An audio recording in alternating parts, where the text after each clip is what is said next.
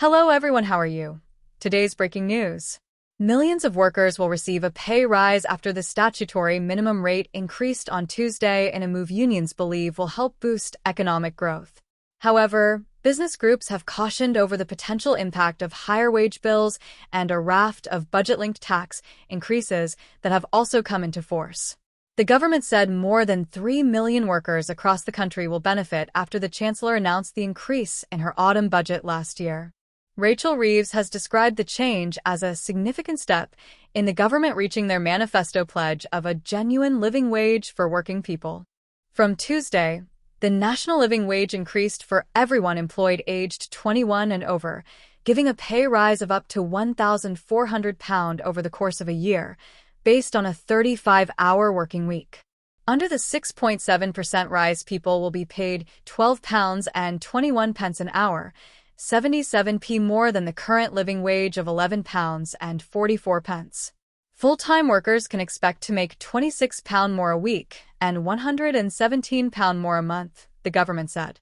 The national minimum wage, which covers those aged 21 or under, will go up to £10 an hour for 18 to 20-year-olds, a 16.3% rise, and to £7.55 for 16 and 17-year-olds, an 18% increase.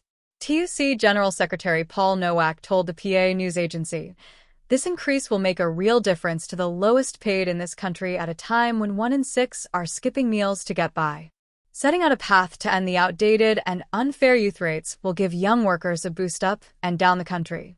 More money in working people's pockets means more spend on our high streets. That's good for workers and good for local economies. Unison General Secretary Christina McAnea said, "Making work pay is vital to recharge the economy and help hard-pressed families walk a financial tightrope. A decent minimum wage rise gives low-paid workers greater spending power, which they can spend on their local high streets. That can help boost growth and get the UK back on track." Rachel Harrison, GMB National Secretary, said, "A much-needed wage rise for millions of low-paid workers is welcome. But in care homes, schools, the NHS, and so many other employers, workers are still not getting the levels of pay they deserve. It's time that people doing some of the most important jobs in our society start getting proper recognition, starting with decent pay."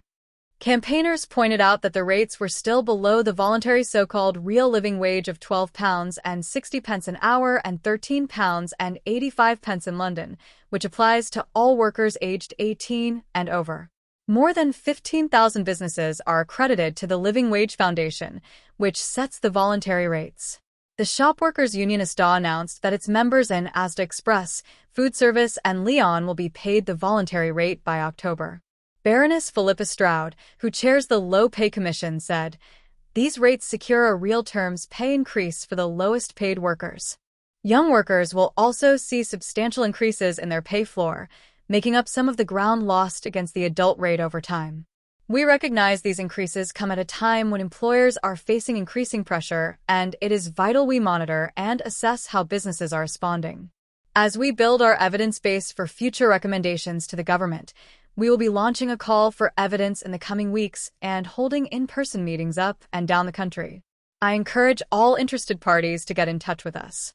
Nevertheless, the rise in the minimum wage will result in higher business costs as they also swallow a number of other increases from the Chancellor's October budget. This includes an increase in business rates for many high street firms due to a reduction in current discounts for more than 250,000 retail, hospitality, and leisure firms. These businesses currently receive a 60% discount on their business rates. The property tax on commercial businesses bills up to a cap of £110,000. However, this discount has been reduced to 25% from Tuesday. Supermarkets, food producers, and online retailers have also been hit by a new plastic packaging tax.